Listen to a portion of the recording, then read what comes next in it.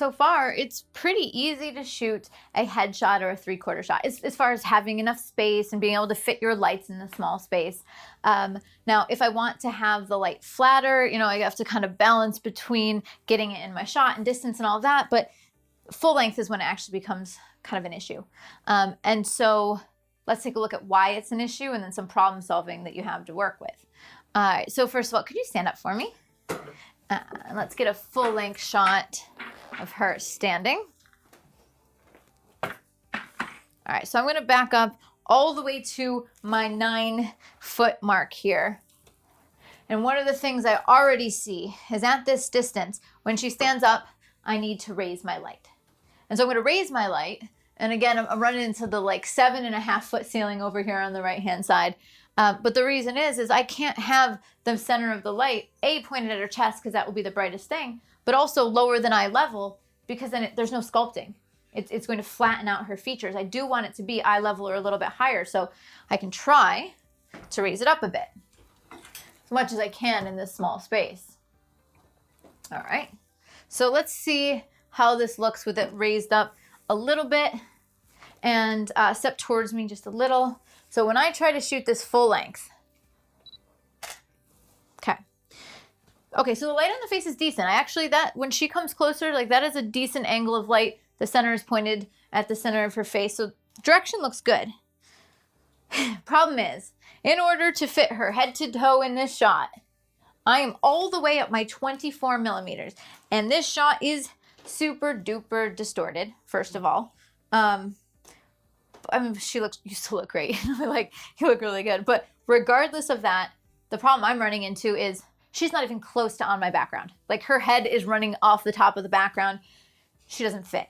And so this is a problem of perspective. Longer focal lengths compress distances. They make things look closer together. They put them more into relative sizes. But when I use a wide angle, it makes whatever's closest to my camera look largest. So in this case, because I'm shooting a wide angle, she's much closer to me. So she's going to look much bigger and much taller than that background, and she's not going to fit. So one of the things I could do is use a longer focal length. But here in my space, at 24, that's the only way I could fit her head to toe. So if I could back up to 12 feet, 15 feet, and use a longer focal length, not 24, something more like 70 or something like that, then she actually might fit in the frame of that background and not be cutting off at the top. So if I could do that, great, but I've got 9 feet. That's all I've got to work with for depth. So what else can I do? Well, one way to help me out would actually be to put her right up against the background. Like it's just helping me because now when I take the same exact shot, I'm not going to move. I'm going to take the same exact shot at 24 millimeters. I didn't change anything. I still see the same frame, but now she fully fits on that background. Now, of course, that frame isn't so great. So I'm going to recompose. Let me get another shot. Okay. And also, if I wanted a lower angle, now it's not a problem. She's not going to be hanging off the top of the background. All right, so a couple things happened here, though. One of the things that happened is when she backed up, you will now see that there is a shadow cast to the left-hand side of her. The closer you can get her, the better it'll be in this case, just because it'll make the shadow smaller. If she steps off, can you take a half a foot? Like right there. You're going to see a little bit more of that shadow. I mean, it kind of depends on if it bothers you. You'll definitely want to use a soft light source. That soft light source makes less definition to the edges of the shadow, makes it less noticeable. And also, since I moved her more towards that background, she moved away from the light source. And so now the light, it does hit head to toe, but it's also not as soft. So I'm going to have you right up against that background for me again. I'm going to move this in just a bit. Oh, I'm hitting my ceiling. Okay, try right there. Good. So I do see a shadow, but it's soft, not super defined. And taking a look at this, it doesn't ruin the shot. Kind of just depends on if it distracts you. Now, one way I could get rid of this more would be actually moving my light around to the front. Because what's happening is the light's coming from the right-hand side, but as it comes from the right-hand side, it's casting a shadow on the left. If I move the light around to the front, it casts the shadow directly behind her. So you'll see it, but it'll be less noticeable. So I'm gonna move that light, but what I have to consider is, when does it get in my shot? When does it get in my frame? So let me move that over.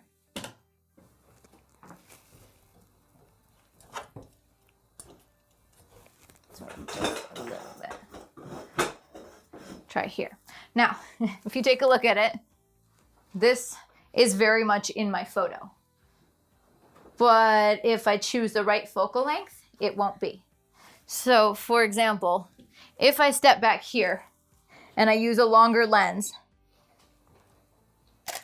it's in my shot because this longer lens compresses the distance between them.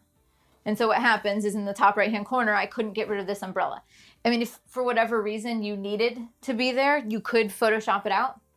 But I can also get up a little closer, use a slightly wider angle lens. And so what the wider angle lens is it's allowing me to get the entire shot in, move in closer, and I'm not getting anything of this umbrella in the frame anymore. So I like it. I'm looking at it. There is a barely visible shadow behind her. It's really soft light, and I can fit her in head to toe. So let me get one more of those. And I got her head to toe without getting the umbrella in, and she fits perfectly on the background. And as I said, that's a really narrow background. So basically, here's some of the things you're thinking about. If you are in a small space, you need to shoot full length. If the person is too far away from the background and you can't back up and use a longer lens, you are stuck. You do need to bring them closer to that background in order for them to fit. But in that case, then you have to pay attention to the position of your light, because when they're really close to the background, if it's a hard light source, you're going to see that shadow on the background. If it's a softer light source, it's less noticeable, but the further off to the side it is, the bigger that shadow will be. So I can bring the light around front so it's a little bit flatter and I notice that shadow less, but in that case, is it in your shot? These are all of the things you're balancing. If you want to see more shadow to your frame, you can bring that umbrella off to the side, or whatever your light source is, off to the side, but then either be okay with the shadow or bring in a white reflector or a fill card to fill it in. So I like this. I'm gonna grab a couple 3/4 length shots. Not because I can't get the full length, but I personally think the interest is kind of in the upper part of the frame. So, all right, let me get a couple of shots here. Perfect. Roll that left, right arm back just a little bit. Good. Bring it forward just a little bit more. Yeah, great. Perfect. Lean your chest forward just a bit. Good. Chin down a little. Perfect. Great. Okay, now I want to make just a little side note about controlling your light. In this shot, because I've moved the umbrella forward into the center, it is pretty flat light. And if you look, the light on the background is pretty even from left to right. If I wanted the light on the background to be darker in a bigger space, I might bring some flags in, and I could do that here. I could bring in a flag to cast a shadow on the background, but I'm just gonna be honest, I wouldn't do that for this space. I would just darken it down in post. It's fine. I'd add a little vignette on the edges, and what it'll do is it'll just tone down the corners and bring your eye back to the center of the frame, which is the center of interest of our subject. When I have my subject up against the background with a soft light source, it allows me to get a shot that's full length with a really subtle shadow. It looks beautiful, but when they're right up against the background, you can't really add in additional lights. I mean, you can add in fill lights, but I'm talking about, can't add a background light. I can't add a rim light on the hair. So that is a downside of this. And so if I wanted to try to meet in the middle, or if I wanted to be able to get some space, can you come forward 2 feet? Like even those 2 feet, now I would be able to pop a light on the background or pop a hair light on her. I don't need a ton of space to be able to do this. But even now, getting a full length shot, it's gonna be a little bit difficult because I gotta go wide angle enough to fit her in, but that wide angle puts the umbrella in. So then I have to move that off to the side. So I think I can do that. And let's see, if I back up, and I probably have to Photoshop in the edges of the background. So it's doable. These are just all the things I'm kind of considering in my head. Unless I could back up, use a longer focal length, zoom in, it would compress her on the background, and then no more Photoshop on the edges. So yes, if you've had this problem, it's not just you. It's definitely a problem lots of people run into.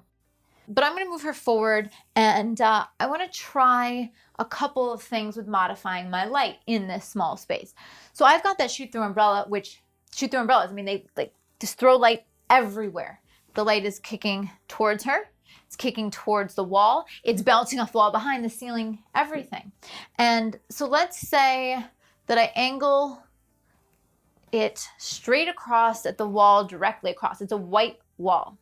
And so when I do this, what's gonna happen is I'll get bounce here, a lot of bounce here. And then part of the shoot through umbrella, some of the light is still going to kick towards her. So I already know in this case, the light is going to be super, super, super, super flat and without shadows. So let me take a look here. Great. So it's just beautifully soft, tons of fill. And the key is that I understand my space. Like I know that I can purposefully bounce even more light, bounce it off of everything, still get a little kick. And it's not wrong because I did it on purpose. It was supposed to be like that. But let's say in doing this, I actually pulled her away from the background, and maybe I want the background to go darker. I don't want as much light to hit the background. So what you would normally do is maybe you would put a flag in the way, or you'd feather. So feathering, turning the light away, but guess what? I already did that. And it didn't change anything because it's a shoot-through umbrella. So this is an instance when I'd need to know, for the type of control of light that I need, a shoot-through won't work, especially in this small space. So this would be an instance where I'd need an octabox maybe, or I would need a bounce umbrella, maybe with diffusion. And so what I can actually do is, for this same umbrella, I've got this fabric that I can attach to it so I can make it a bounce umbrella. And so I can make it a silver bounce umbrella, and if I don't want that specularity, I can add a diffusion piece to it and make it into a bounce umbrella with diffusion. But what I'm actually gonna do is I want even more control of the light. I don't want it to spread out as much. So I'm just gonna switch to an umbrella I already have with the diffusion on it. So let me give that a quick switch. So I switched over to a small white umbrella with diffusion. And so the diffusion is going to make it soft, but because it's small, it's not that soft. But because we're in a small space, I have to bring it in close, so it's going to be relatively soft. So right now with this umbrella, I have it pointed at my subject and I have it pointed at the background, which means it'll hit my subject and some of that light will also hit the background. Before I show you what that looks like, you'll also notice that the rod of the umbrella sticks out quite a bit and it actually starts to get into my shot. If you are shooting in a small space, they actually make umbrellas where the rods are shorter or they fold. And so if this is something that you need in a small space, look for umbrellas that do that. It actually makes the profile of it much more compact. All right, so I'm bringing this in nice and close, pointed at the background and at my subject. So let's take a look at the light.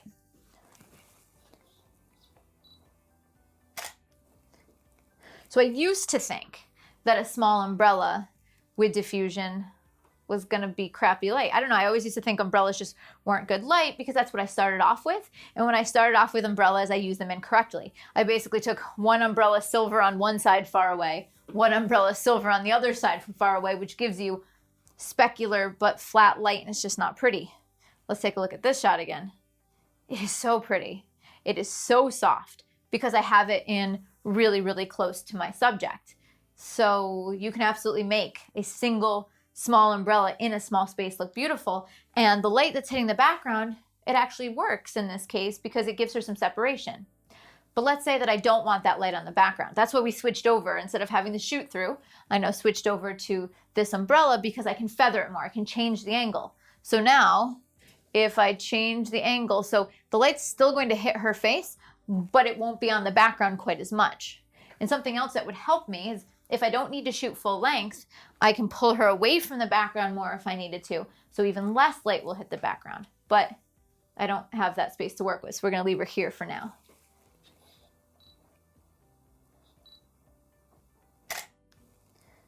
Okay, so now the background got a little darker, particularly in the edges. So in the top right-hand corner, the background gets a little bit darker. I can move it in a little bit more and feather it off a tiny bit more. And yeah, the background certainly got darker, particularly in the top right-hand side and behind her shoulder here. But if you look, the shadows on the left-hand side of her face have quite a bit of fill, and the background still looks relatively light. Part of the reason for that is this umbrella is still bouncing off this wall, and this is still bouncing on the background and on the side of her face. So if I really wanted more drama, what I would need to do is do something to block off the light on that side of the frame. So I just want to show you the difference. And what we're going to do is we're going to tape up some black fabric. We're going to use negative fill, or in other words, same idea as having a black V-flat, just making sure that I have more control over the spill of light. All right, so to control the light bouncing around the room, we've actually hung up our black fabric just using gaffer's tape. Super DIY, nothing fancy, but it's going to kill the spill of light. And so if I have this angled the same way as the shoot-through umbrella was, pointed right across at that other wall, there's still going to be some light that hits our subject, but the shot's going to look very different. Perfect. So now you can see that background is much darker because you don't have that fill, and also the shadows on that side of her face are darker as well. Now, there's enough light and white walls in the room that there's probably some spill, but we've gotten a lot more control than the previous shot. So now this would be a good instance when I've darkened down the background that maybe I can move her away even more if I want it even darker, and then I could add the hair light or the background light. And so I can start layering things in, and I have the control that I generally would consider I would only have in a big space, but I totally have it just by paying attention to the light in my small space. All right, so let me pull you up just one more foot. Good, great, perfect. Okay, so that looks beautiful. There is still, in fact, a little bit of a shadow on the background on the left-hand side of the frame. The further away I move her, or choosing a larger light source, even softer, would make that shadow less noticeable. But now what I want to do is I want to add that additional light source. So now I want to come in and add the background light or the hair light. And it gives me a little more control, a little bit more depth, but one light looks just fine for me. So let's add that second light.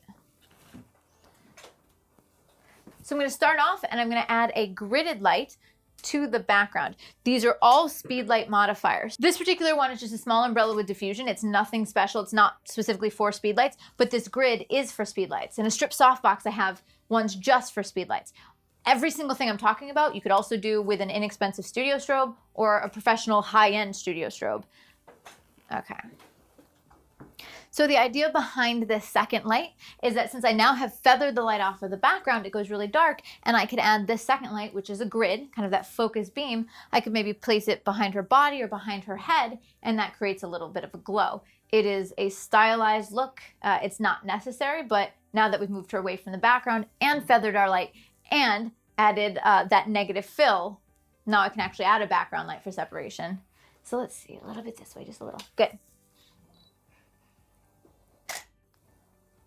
Good, and look your head to the light.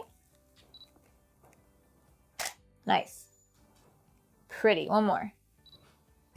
And then eyes, just your eyes at me. Perfect. So this light is beautifully soft. It's really far off to the side, so if she looks straight on, her face goes to split light. So I kind of turned her head into the light so she'd capture that soft light. But because it's so small, it doesn't light much of her body, and we feathered it, so it doesn't light much of the background. And we have the negative fill, so it doesn't fill in the shadows.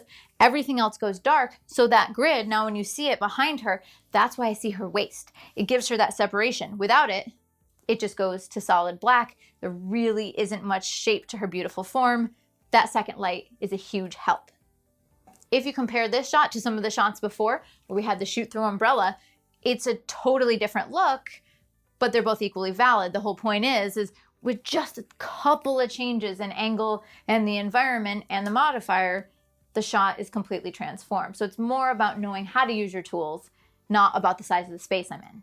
Shooting in a small space is not necessarily easy, but if you know the tools you need to problem solve, you can make beautiful images. And so when you're thinking about shooting in a small space, you have to figure out, okay, what can I do to have smaller modifiers and have something that's lower profile? Okay, what about my focal length?